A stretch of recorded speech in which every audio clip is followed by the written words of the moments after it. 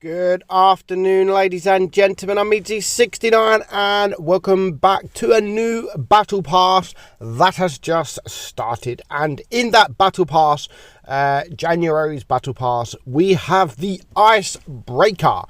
Of course, a tier 6 German heavy tank, and it's pretty much like a Tiger. Well, I was hoping it will be like a Tiger, but a tier 6 version. Now, this is actually a Tiger 131. The armor is 100 millimeters on the front of the turret and 110 on the hull. So the hull is actually stronger than the turret. So yeah, it's not the best of armor wise. You're not going to bounce too many shots in this tank. Everything else 82 millimeters on the side and on the rear of the turret and on the hull. The DPM 1844, pretty standard, nothing special. Reload time 7.16. Penetration 150 on your AP, 200 on your APCR, and 44 on your HE. The average damage on the tank, I think on the AP you have 220. 220, 190 on your APCR and 270 on your HE. So pretty standard for the Tiger. Aim time 3.8. Again, not the greatest, and dispersion 0.344.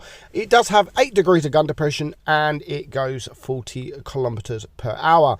So I was looking forward to this tank when Wargaming showed it. I thought, you know what, not bad. It looks all right. Doesn't look too bad. Quite looking forward to this. But then playing it, I thought, you know, nah, this is just a Tiger 131, definitely all over. The only difference is the penetration is 150 millimeters on this, and the Tiger 131 is 145. Pretty much everything else, the Tiger 1 lacks a tiny bit of armor, and I mean so small. Well, it's 10 millimeters I think on the front of the hull, which we're going to get down to, and something like 2 millimeters on the back and the sides.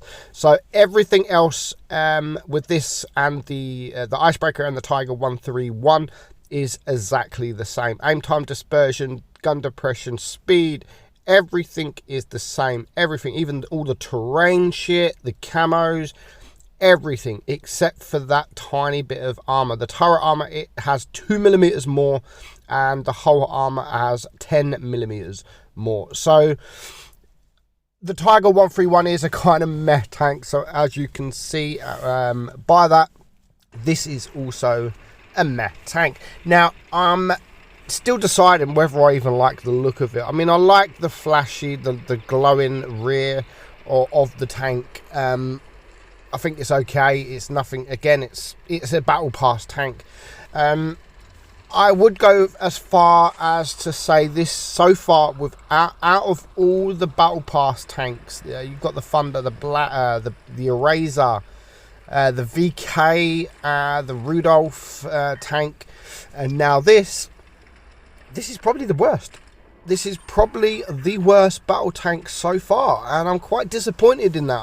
Like I said, I had kind of high hopes for this tank, but it's definitely out of the rest of them. Even the Thunder, I don't think nothing special of the Thunder because the DPM, the long reload, but I prefer the Thunder than this. I do much prefer the Thunder than this tank. Just go back to my Tiger 131 review. It's nothing great. I mean, it does have the 8 degrees of gun depression, which does help a little bit. But again, you're not going to bounce too much for this tank. Now, people look at thinking, those that haven't even seen or haven't played the Tiger 131, people are going to start thinking, oh wow, a tier 6 Tiger. Yeah, don't. It's nothing like a Tiger. Yes, it has the look of a Tiger, but it's not a Tiger. It's not a Tiger 1. So don't sit there and think, oh my god, it's a tier 6 Tiger 1. You'll be quite shocked how bad this is compared to that Tiger 1. I'm still going to get it. I'm still going to get it because it is only £5, £5 for the battle pass, and I never ever buy the battle pass for the tank. I never buy the battle pass for the tank. Although the tank is nice to get, it still adds to my collection. The only tank I'm now missing out of all the tanks in the game is a Kennyotsu. So unfortunately, I don't think I'm ever going to get that. So I'm still going to get the battle pass. As I've said, I don't just buy the battle pass for the tank. The tank's just a bonus to my, in my opinion. The £5, the $5, the €5 is the things you win in the battle pass is worth the £5. So the tank that you get is just a bonus. That's how I've always seen it, and that is how I've always going to see the battle pass. Now, people have been actually moaning about battle passes. Yes, they've been moaning, not because of the price of the tanks, but actually because there's too many. At the moment, Wargaming have been doing a battle pass every single month. Is that what you want? Do you guys want to see a battle pass every single month? Or do you want to see one sort of every other month? Because with all the events that we've just had, with all the Christmas events where you have to play the game, yes, you have to play the game to win these prizes.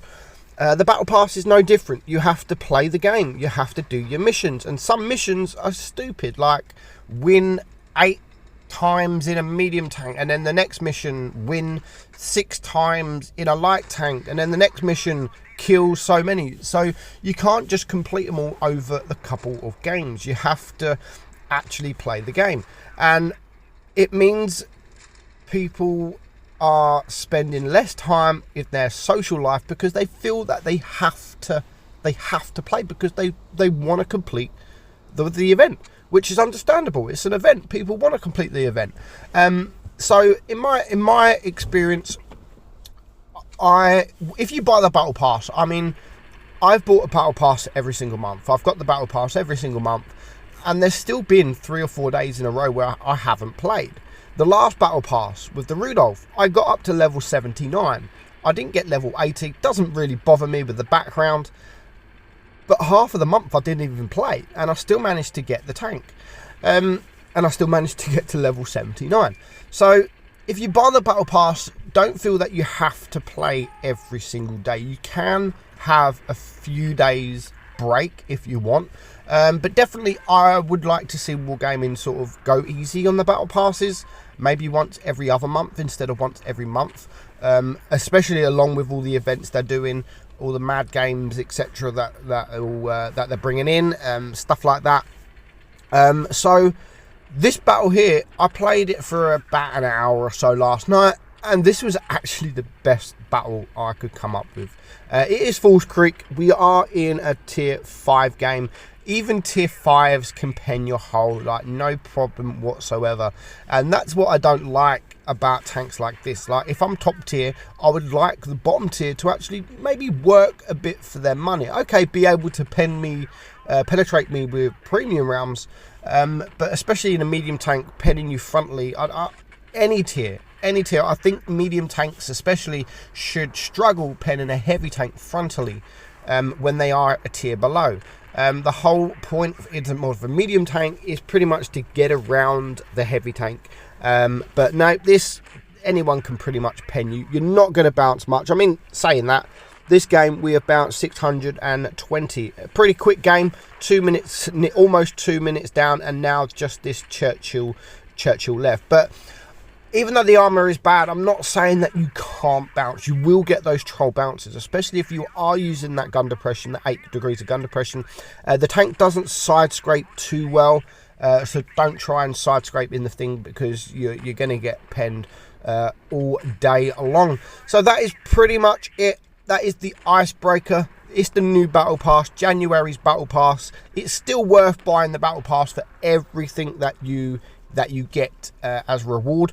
But please don't think you're getting a good tank. It's an average tank, nothing special. And I would actually, like I said, I would probably rate this the worst battle pass tank that Wargaming have released. Hope you enjoyed it, guys. Hope you do well in the battle pass. I'm meadsy69, and I will catch you all soon. Bye bye.